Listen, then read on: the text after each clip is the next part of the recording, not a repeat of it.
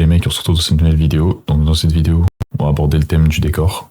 Comment peindre un décor. Que ce soit pour une scène, pour n'importe quel projet, tu vois. Comment peindre un décor. Ok, donc juste avant de commencer la pratique, je vais juste faire un petit rappel sur l'apprentissage. Comment apprendre à apprendre. Je pense que c'est la clé quand on veut apprendre n'importe quelle discipline. Je vais reprendre ici la pyramide de l'apprentissage. Bon, c'est écrit en anglais, mais on va très bien comprendre, c'est pas un problème. Donc, le principe d'une pyramide, c'est de montrer une priorité. Donc ici, qu'est-ce qu'on a? Donc à la verticale, ce qu'on peut voir, c'est que plus on est en haut, plus l'activité est passive, et plus on est en bas, plus l'activité est active. Donc ça, c'est très important. Comme je l'ai dit tout à l'heure, c'est une histoire de priorité, donc plus la case est en bas, plus elle est importante. Ici, on peut voir les pourcentages qui sont affichés. Qu'est-ce que nous montre cette pyramide? Elle nous montre que, qu'en effectuant de la lecture, on apprend à 5%, en écrivant à 10%, audiovisuel, voilà, en regardant une vidéo, en écoutant du contenu 20%, etc., etc. Et le plus important, quand on passe à partir de cette ligne-là, on passe de 50%, 75%, 90%. Donc ça commence à vraiment devenir intéressant si vous voulez, plus on descend vers le bas. Donc si j'affiche ici, donc là j'ai fait une pyramide à peu près pour le dessin, concernant le dessin. Donc moi je vais résumer un peu le truc comme ça. Ici, c'est passif. Et là, c'est actif. Donc pourquoi on voit tout ça? En fait, le truc, c'est que la plupart des personnes qui veulent apprendre le dessin ou qui veulent apprendre le dessin, l'animation ou même la peinture ou n'importe quel domaine en réalité, n'importe quel domaine de la vie en réalité, la plupart des erreurs que les gens font, c'est qu'ils vont rester dans la passivité en fait. C'est-à-dire ils vont regarder du contenu, ils vont lire du contenu, ils vont regarder du contenu, ils vont écouter du contenu, ils vont payer du contenu. Le problème, la plupart des gens, c'est que ici, donc si je refais une pyramide, en haut on a la passivité, en bas l'activité. Ils sont à 80% dans la passivité et à 20% dans l'activité. Du coup, l'objectif, ça serait plutôt de faire l'inverse, d'être à 80 ici et à 20 ici. Parce que ici, on a vu que practice doing, on est à 75% d'apprentissage en fait.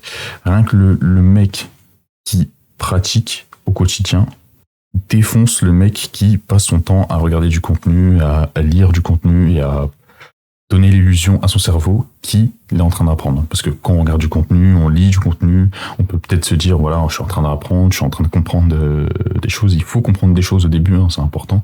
Mais le mec qui pratique, qui a regardé quelques bases, tu vois, et qui pratique vraiment quotidiennement, le niveau apprentissage, ça n'a absolument rien à voir. Donc, ici, voilà ce qu'il faut faire. Il faut pratiquer régulièrement. Pratiquer.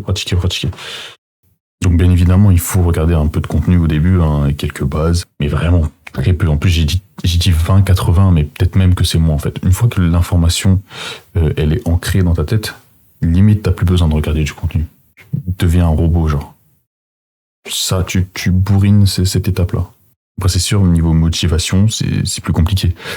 Pourquoi il y a très peu de personnes qui sont dans ce 20-80 là, c'est parce que ça demande de l'effort. Évidemment, ici, passer à l'action est plus difficile que regarder du contenu. Mais voilà, la plupart des gens, c'est quoi? C'est qu'ils passent leur temps à convaincre leur cerveau qui sont en activité en regardant du contenu, en lisant du contenu, mais qui ne passent pas à l'action. Donc ouais, les gars, la chose à retenir, ici, 20-80. Donc voilà, je voulais juste faire ces petites précisions, hein, voilà, un peu de compréhension, un peu de développement personnel. En plus, ça, c'est des principes que vous pouvez appliquer dans tous les domaines. Donc voilà, c'est toujours bon à prendre. Revenons-en à la peinture, en tout cas à la peinture digitale. Donc, comment peindre un décor, les gars? Donc là, ce que je vous propose de faire, c'est tout simplement de passer à l'action. Donc là, si vous avez bien compris ce que je viens de dire avant, l'objectif, c'est quoi? C'est de faire une peinture. Donc l'exercice, ça va être quoi? Faire des peintures. Donc tu trouves une image sur Pinterest, sur Internet, où tu veux. Tu prends une image de référence. Moi, ce que j'aime faire, c'est prendre une vraie image, du coup. Comme ça, il y aura vraiment une différence entre ton dessin et la photo de référence, du coup. Tu fais ça dans ton style. Si tu veux changer des éléments, tu les changes, des éléments de composition, de lumière. Et donc, la première étape, c'est le croquis. Donc, tu crées un nouveau calque. Et ce qu'on peut faire, c'est de rajouter un peu de texture, que ce soit plus agréable. et tu prends ton brush que tu utilises pour tes croquis. Voilà, moi j'utilise un brush comme ça avec un peu de variance au niveau de l'opacité. Donc moi l'image que j'ai choisie c'est celle-là, c'est en portrait. Hop, réagencer ça en paysage. Donc qu'est-ce qu'on a ici? Premier plan, on a l'herbe. Hop, pour comprendre que c'est de l'herbe, peut-être que tu peux faire un petit trait comme ça. Ici on a un mur avec le trou ici, je trouve ça pas mal, on va le garder. Là on a des briques dans l'herbe, un peu comme ça. Voilà, je vais en rajouter un peu comme ça. Hop, ça nous fait une sorte de chemin. Jeter un peu de pierre là, un peu de pierre ici. Donc au fond, on a quoi? Ce qui est cool avec cette photo de référence, on a un château au fond, sur une colline. Alors elle est centrée sur la photo, moi je vais la mettre un peu sur le côté ici, un peu dans le coin ici. Si on utilise la règle des tiers, ça c'est une règle de composition de base. Si on sépare en tiers comme ça, à l'horizontale et à la verticale, ici on a 4 points. Et en fait, ces 4 points, c'est un point de focus. C'est-à-dire que au moment où tu vas lâcher le coup d'œil sur le dessin, ton œil il va se poser sur un de ces 4 points. Donc si tu veux poser un élément important de ta composition, tu poses l'élément sur un de ces 4 points. Donc voilà pour cette règle. Donc là, envie de faire quelque chose de différent de la référence. Là, on va faire la montagne. Hop, ça. Le château, bien sûr, je vais le modifier. Il est un peu trop simple à mon goût. On peut mettre une tour ici. Donc, bien sûr, après, on peut s'imaginer des nuages, voilà, comme ça. Moi, ce que je vais faire, c'est que je vais commencer par le ciel. Ce qui est bien quand on commence par le ciel, c'est qu'on commence par donner l'ambiance de la peinture. Le ciel, c'est ce qui va déterminer la lumière qu'on aura sur les objets de la peinture. Donc, si tu fais un ciel de nuit et un ciel de jour, tu t'imagines bien que au niveau de la lumière, il y aura des différences. Ou même un coucher de soleil, tu vois, par exemple. Même au niveau des couleurs, avec le coucher de soleil, tu vas faire des couleurs plus orangées, voilà. Avec un ciel en pleine journée, tu vas faire des couleurs plus éclatantes. Enfin bref, t'as compris. Donc on commence par le ciel. Là, je vais faire un ciel un peu nuageux, un peu gris. Au niveau du ciel, je vais prendre un violet ici pour commencer. Pourquoi pas en haut, monter sur un bleu un peu plus foncé. Et je vais venir mélanger tout ça. Donc là, je vais rajouter... Je vais pas tout bien mélanger, comme ça va rajouter un peu de texture. Donc là, on voit que c'est un peu mal mélangé. Ça peut faire un style, ça peut déjà déterminer un peu... faire des sortes de nuages, tu vois, dans le ciel. Au lieu d'avoir un truc tout lisse, tout bien, tout parfait. Ensuite, là, derrière, hop, on va rajouter l'île avec le château. Donc là, je vais choper un petit marron pour la terre. On va venir travailler un peu plus la forme avec la gomme. Donc, je vais sélectionner transformation libre et là, je peux venir un peu jouer avec la forme. Je vais faire le château. Donc, pour le château, je vais choisir un gris un peu dans le jaune. Là, bêtement, je repasse sur les formes du croquis. Hein. Mais bien évidemment, après, on va un peu plus travailler l'élément. Moi, j'aime bien quand c'est pas tout à fait droit parce que j'ai un style qui est pas du tout réaliste en fait. J'ai un style un peu plus dans le style manga ou plutôt dans le style animé quoi. Ce qu'on peut retrouver en tout cas dans les décors des scènes d'animation. On va sur un autre plan donc ici on a de l'herbe donc je vais peut-être utiliser le vert directement. Si on peut gagner du temps, on peut prendre la sélection comme ça. On passe le vert. On va faire le mur. On va prendre un gris. Donc là, j'essaie de respecter quand même un peu l'idée du croquis. Même si vous voulez, à cette étape-là, vous pouvez faire autre chose que votre croquis. Hein. Le croquis, c'est vraiment pour donner une idée. Après, si vous trouvez qu'il y a des choses à modifier, que ça peut rendre mieux en faisant une modification, n'hésitez pas à le faire. L'objectif, quand même, c'est d'avoir la meilleure illustration quoi, à la fin. Donc, l'avantage de mon brush, comme vous voyez, c'est que ça fait une légère différence. À chaque fois que je mets un coup de brush, ça fait une légère différence sur le contraste, la luminosité et légèrement aussi la teinte. Donc ça, c'est une configuration que j'ai fait dans les paramètres. Ça permet directement, en quelques coups de pinceau, de rajouter une texture, quoi. Hop, et après, si vous voulez ne pas trop rajouter de texture, par exemple, vous pouvez faire tout ça, mais en un seul coup de pinceau. Du coup, ça va mettre la même couleur. Après, si vous voulez rajouter, par exemple, un petit peu de texture comme ça pour préparer en fait ce qu'on va rajouter après, parce que là c'est un mur avec des briques. Donc je peux venir quand même préparer le terrain comme ça, hop. Vous voyez là, on n'a même pas encore mis les détails. Et juste le fait d'avoir une bonne composition, et juste le fait d'avoir rajouté les couleurs, les aplats de couleurs. Si j'enlève le croquis déjà, on peut déjà comprendre qu'ici on a un paysage, on a de l'herbe, on a le rocher, ici on a l'herbe, les murs, hop, le château. Et là c'est un ciel derrière, on peut déjà tout comprendre. Hop, vous voyez inconsciemment là ce que j'ai fait, c'est parce que inconsciemment j'ai un peu les bases dans ma tête. C'est que la ligne de l'herbe et du mur, vous voyez, c'est à peu près. Mes lignes de composition, elles sont un peu brouillons, mais vous voyez que ça tombe à peu près sur la ligne du tiers ici. Pareil pour le château, hop, la montagne, on l'a à peu près sur cette ligne, et le point important, le focus, on a le château ici. Vous voyez, très important, la composition, elle fonctionne, on le voit directement. Vous voyez, les pierres et tout, ils sont pas détaillés, je remplis juste en fait le croquis, tu vois, que j'ai fait. À l'arrache comme ça, voilà.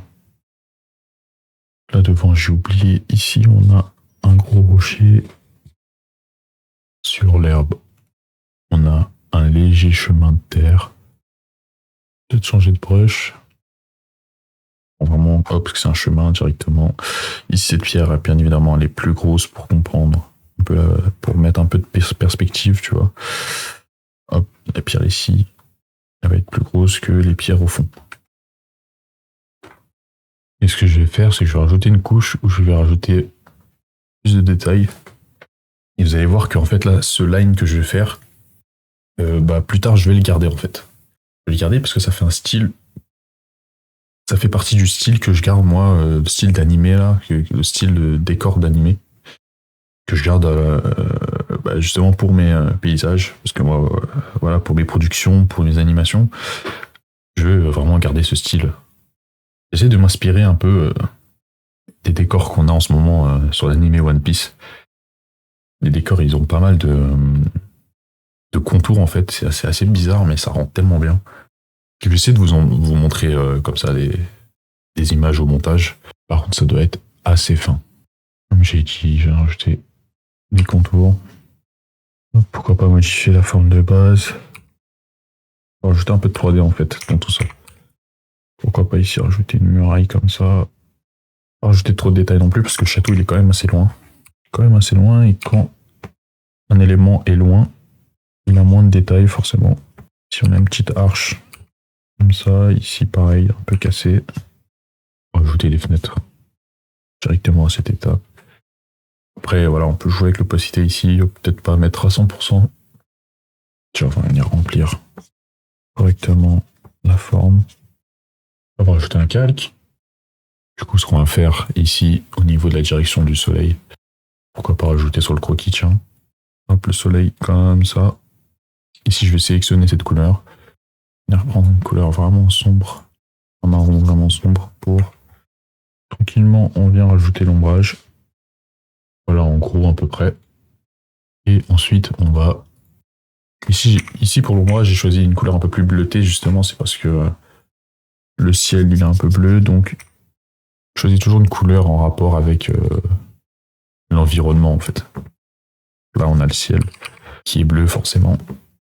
Donc, je choisis une sorte de bleu foncé, tu vois. Après, ce que tu peux faire aussi, c'est avec la pipette, choisir le ciel et dans le cercle chromatique, venir se rapprocher du noir. On rajoute comme ça différents niveaux d'ombrage. N'hésitez pas à dézoomer pour voir si le travail que vous faites fonctionne. Ensuite, on va rajouter un peu de texture au château avec le brush que je vous ai parlé tout à l'heure. Hop, pareil, là, je vais reprendre un peu la couleur de l'environnement. Ici, on a un rocher plutôt rouge. Je vais prendre un brush assez doux, comme ça. Venir jouer ici, dans les zones d'ombre. Un peu dans les coins, comme ça. Pour donner cet effet de reflet, en fait, avec la roche qu'on a juste en bas, justement. Hop, ici, pourquoi pas aussi, un petit peu. C'est vraiment pas mal. Là, je vais revenir sur le line pour rappeler que j'ai baissé en luminosité. Je vais mettre un calque au-dessus avec en activant le masque d'écrêtage. qui va permettre en fait de ne pas dépasser à chaque fois qu'on fait quelque chose sur ce calque. Donc ici, je vais venir sélectionner la couleur de base et vraiment aller sur une couleur bien plus flashy, éclaircir les zones ensoleillées en fait. Donc là, on va passer au rocher. Pareil pour le rocher, ce que je vais faire, même chose, je vais aller rechercher le même brush. Donc là, pareil, après avoir fini le contour, hop, on baisse un peu en opacité. Là, bêtement, j'ai fait des formes assez primaires. Là, on a aussi, on a l'ombre du château, donc là, pourquoi pas aussi un petit peu. Et on va venir faire les détails pareil. Venir détailler comme ça. Voilà, on a un résultat qui est plutôt convaincant. Château, puis on ajoute pas tant de détails que ça parce que justement, on est sur des objets qui sont très très loin. Pareil, le mur, on a déjà rajouté de la texture avec le fameux brush. La brique assez régulière d'ailleurs, comme ça, voilà. Je ne vais pas le faire partout, mais voilà, très rapidement, je ne vais pas perdre trop de temps non plus. Là, pareil, on va venir baisser en opacité. Même appliquer de l'ombre partout, en fait, je pense. Prendre la gomme et venir comme ça jouer. Ajouter de la lumière. Vous voyez, je remplis pas tout le mur non plus. Hein. C'est vraiment strict nécessaire pour comprendre justement que c'est un mur avec des briques. Ok. Donc là, tout ça, tout le plan derrière, je l'ai mis dans le même calque. Enfin, dans le même dossier, je veux dire. Du coup, je mets un calque au-dessus. Je viens piquer le ciel avec la pipette. Je viens comme ça appliquer la couleur qu'on vient de piquer sur au-dessus du calque avec un masque d'écrêtage pour que ça ne dépasse pas. Et en style de fusion, je viens mettre en écran. Et je viens baisser chose comme... bon là, ça dépend de la distance en fait. Plus il est loin et plus vous allez augmenter... là, vous voyez, si je mets à 62%, on a vraiment l'impression qu'il est extrêmement loin. Donc là, il est quand même loin, mais pas trop non plus. Donc je vais mettre à 40%. Et comme nous, on veut quand même faire un peu le focus sur le château, je vais venir légèrement enlever avec la gomme. Hop, légèrement comme ça, enlever. Ensuite, ce que j'ai envie de faire, c'est rajouter des rayons de soleil sur le château. On va rajouter un calque au-dessus. Je vais prendre un jaune très pâle et très clair. Je vais venir faire des rayons comme ça et les mettre en densité couleur... Non. Densité éclat. Ouais, densité éclat. Non, je me suis mal pris là en fait. Prendre un brush plus petit. Et en fait, il faut venir faire le rayon, mais que sur la partie éclairée par le soleil. Là, en densité éclat, on est à 24%. On va rajouter un peu de peps, justement, comme je vous l'ai dit, à l'endroit où on veut le focus. Là, je vais venir chercher un brush encore plus doux. Je vais venir ajouter des détails. Là, je pourrais baisser l'opacité. Un petit rappel aussi dans le ciel. Ça a des rayons. Essayons de prendre le même angle qu'on a pris pour le château. Et mettre une opacité très légère. Et on vient avec un truc doux. Un brush doux, on vient comme ça accentuer sur les nuages. Juste fondre un peu. Oh bah je pense qu'on est pas mal là. On est pas mal. On va se foutre une petite signature quand même.